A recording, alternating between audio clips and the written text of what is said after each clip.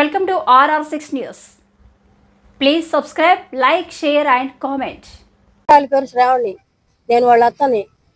మా అబ్బాయి చనిపోయి 2 సంవత్సరాలైంది. ఎల్ఐసి డబ్బులు 70 లక్షలకి ఎల్ఐసి పెట్టాడు. ఆ డబ్బులు ఏమంటే పడ్డాయమ్మా అని అడిగితే చెప్పలా. పడలేదు అంటుంది. అమ్మ నాకే డౌట్ వచ్చి నేను పోయి ఆఫీస్కి పోయి కనుక్కున్నా. కనుక్కుంటే డబ్బులు అయితే పడ్డాయమ్మా, ఆమె వస్తే డబ్బులు తీయాలా అని అన్నది. నేను వచ్చి ఫోన్ చేస్తే అమ్మ డబ్బులు పడ్డాయంటారా అమ్మ, డబ్బులు తీసుకున్నాము అని నేను పిలిస్తే పడలేదు, నేను రాలేను, ఇప్పుడు నా జ్వరం అన్నది. ఈసారి ఏమంటే ఏమని చేస్తాయి సార్ మాకు అన్ని సహాయం చేసేది. నేను పోయి చెప్పా.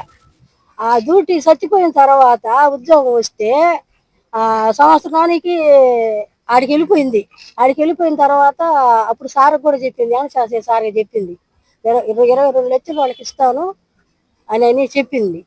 ఇప్పుడు ఏమంటే మన ఇద్దరం బాగలేని వాళ్ళు 1 రూపాయి కూడా మాకు ఇవ్వకుండా కావాలని ఆ సార్ మీద కేసు పెట్టింది. తప్పేమీ లేదు సార్ది, దయచేసి తప్పేమో లేదు, అవంతం చేసింది. కావాలని కొట్టతో పెట్టారు. నేను పోయి కాళ్ళు పట్టుకున్నా, సార్ మీరు రాండి, మీరు ఒకరు అడగండి ఫోన్ చేసి అంటే మా ముందరనే ఫోన్ చేశాడు.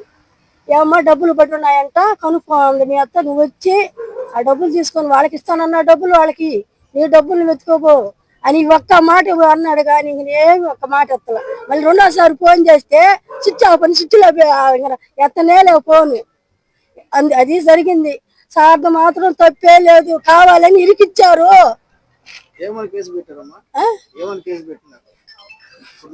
ఇక్కడ ఏమని కేసు పెట్టి రేపు కేసు ఎందుకు పెట్టిందంట. ఆ సారు అమ్మతలు పోయి నేను 3 వాటిలు బతిలాడుతాను, మీరన్నా ఫోన్ చేయండి, మేమందరికీ చెప్పింది మాకు 22 లక్షలు ఇస్తానని. ఆయన చూస్తే ఆడి ప్రాబ్లం అనేసి, నేను చూస్తే బాగలేదు అని మాకు ఆదరం ఏమి లేకపోయినా బిడ్డ చూస్తున్న బిడ్డ చనిపోయా, జవాబు చెప్పటం లేదు.